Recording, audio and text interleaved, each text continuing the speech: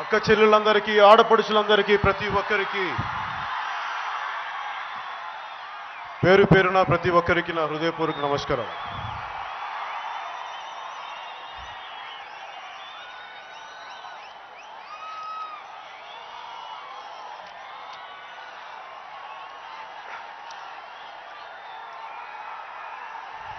అనంతపూర్కి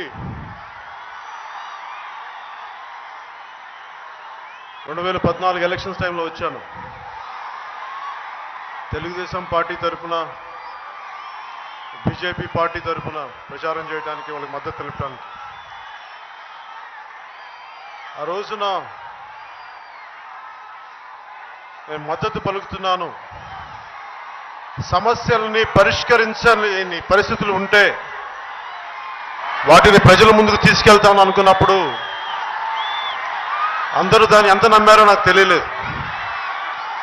ఈరోజు నేను మీకు మనస్ఫూర్తిగా చెప్తున్నాను, సమస్యలు వస్తే నిలబడే వ్యక్తినే కానీ పారిపోయే వ్యక్తిని కాదు.